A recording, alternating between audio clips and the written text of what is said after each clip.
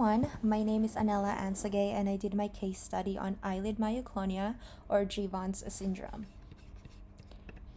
So here are the objectives for my case study. I will start with the introduction of Jeavons syndrome and then moving on to patient history and present illness and then following with epilepsy and seizure events and prior workup, treatment plan at our long-term monitoring unit, or as we call it, epilepsy monitoring unit in our clinical site, and then number six, conclusion, and then number seven, questions.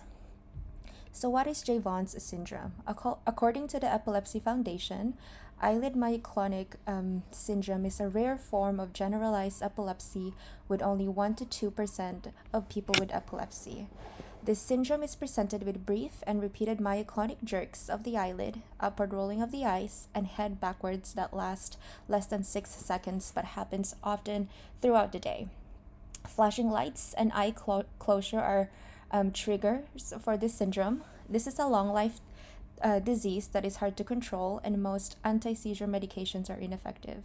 Most people with this syndrome are intellectually normal with slight to moderate learning disabilities or problems.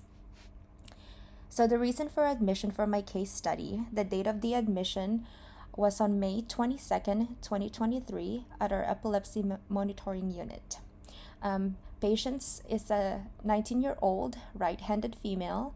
She has a history of uncontrolled seizure-like episodes with failure treatments. She was admitted to our epilepsy monitoring unit to record her EEG and behavior during episodes for clarification of diagnosis and care management. So, patient history and present illness. So, chief complaint, intractable seizures and concerns for Lennox-Gastaut syndrome or Jeavons syndrome. Patient's history, she has a history of refractory epilepsy with episode of status epilepticus. She also has significant memory problems that required her in individualized education program or EIP during school. Her physical exam, there were no abnormality detected. Patient was pleasant. She was alert and cooperative. Her speech was fluent. She followed commands, and both sensory and motor neurological exams showed no abnormalities. Her reflexes were also intact. Her vital signs were overall normal, with a blood pressure of 117/76, heart rate of 71 beats per minute, respiration of 18 per minute. Temperature is 98.3 Fahrenheit, taken orally, and her oxygen level is 100%. So here are her medication list. On this, I will start with her medications that she's currently taking. She's taking Topamax 100 milligrams twice a day, Basinol 400 milligrams tablets twice daily. Patient reports that she's likely to have a breakthrough seizures if she misses this dose, and she's also on Fycompa 4 milligrams once a day at bedtime. The next list on the right side are medications that she has tried and failed. So Keppra 900 milligrams. She had side effects of irritability and aggressiveness. Valproate 375 milligrams resulted in excessive weight gain. Clobazam, patient experienced headaches and stomach ache, and she had also tried clonazepam, lamotrigine, and CBD oil. Again, according to seizures in epilepsy with eyelid myoclonia tend to be resistant to anti-seizure medication. This is from Epilepsy Foundation. So patient history. She had no perinatal injury and born at full term with a paternal twin. She was required to have EIP starting middle school. She had no febrile seizures, no history of TBI or central nervous system infection, or no history of loss of consciousness or strokes. With her family history, she has no family of seizures or epilepsy or neurological disorder. Her paternal twin does not have any health issues or seizures. Her family does have history of diabetes. Social history. She's currently in college studying to become a registered nurse. She reports that she doesn't use alcohol, tobacco, or recreational drugs. She's currently not driving due to her condition, and she has no driver's license. So moving on to her epilepsy and seizure event history. Her first onset episode was in October 2012 when she was 8 years old during school. Her last episode was on May 16, 2023, a week prior to her long-term monitoring.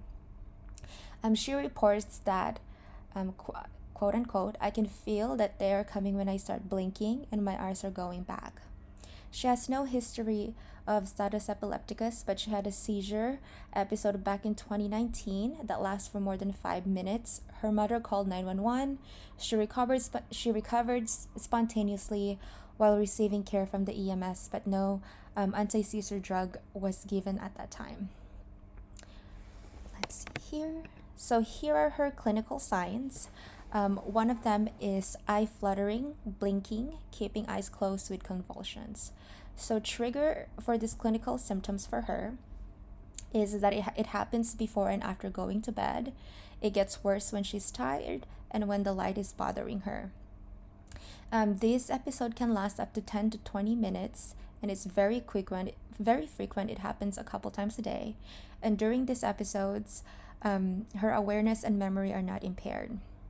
Second clinical signs from this patient is clicking sounds with her mouth, lip smacking, gasping, head turning to the right, followed by convulsions and loss of consciousness.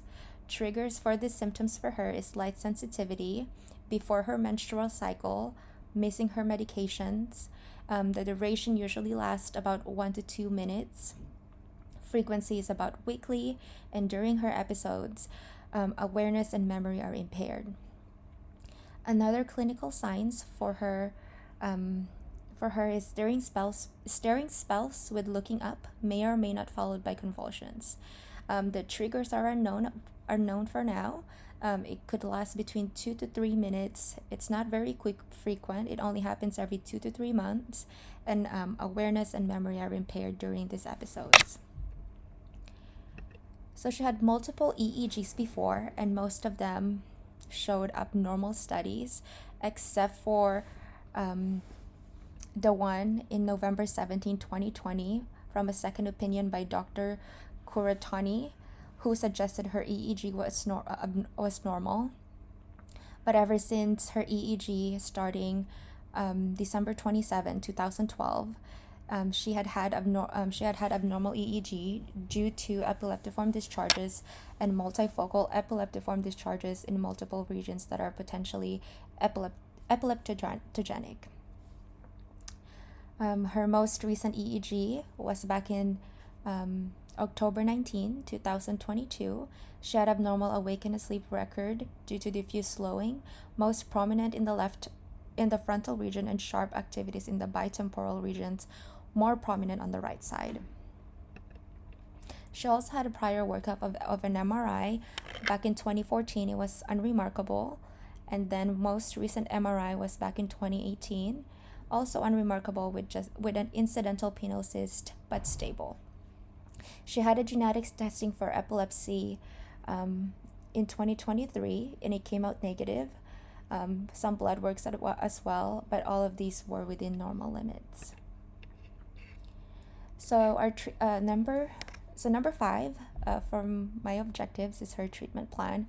At our EMU, which we also call her long-term monitoring, is for a patient to have continuous video EEG, and then and for her to have her medications that she takes from home: Topamax 100 milligrams twice a day, Bazinol 400 milligrams, 3 tablets twice a day, Fycompa 4 milligrams once a day at bedtime.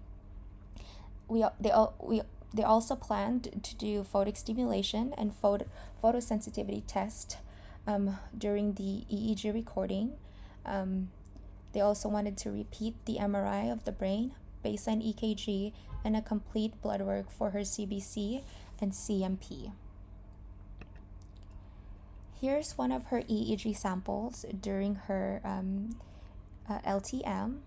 This is not a very clear recording, but as you can see, with her eye closure, it activates focal epileptiform discharges.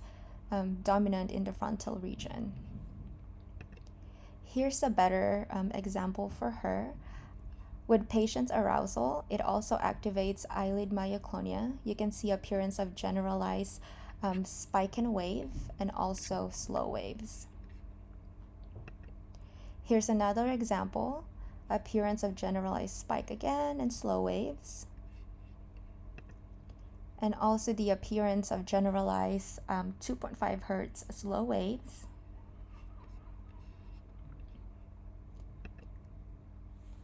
And here's the last EEG sample that I have for her. Here is eyelid myoclonic seizure with generalized tonic-clonic. And also all of these samples were taken from Stanford Healthcare in our neurology department. Okay.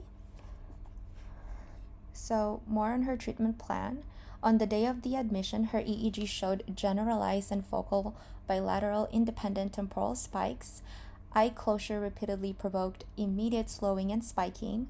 Photic stimulation at 9 Hz provoked a generalized tonic-clonic seizure. Her vitamin D level is low. She was recommended to take vitamin D supplements. According to the attending epileptologist, he recommended a trial for medication clobazam, starting with 5 milligrams before meal. If tried and failed, lamotrigine is recommended to try again, and Zarontin as well, but this medication can result to GI problems. Vimpat could also be useful against her tonic-clonic seizures. So my conclusion, according to the attending epileptologist, Dr. Robert Fisher, the patient has Jeavons syndrome plus absence of seizures. Her symptoms of eyelid myoclonic, eye closure-induced spikes, photosensitivity, and light sensitivity meets the criteria of Jeavons syndrome. Additionally, with the presence of EEG, focal and generalized spikes during her long-term monitoring. So here's some questions that I have. What is the outlook for patients with Jeavons syndrome? What are the clinical criteria for this syndrome? Are patients with this syndrome intellectually challenged? So the reference that I use is the eyelid myoclonia Jeavons syndrome from Epilepsy Foundation. Thank you guys for listening to my case study. I hope you guys learned something about Jeavons syndrome. Thank you and have a good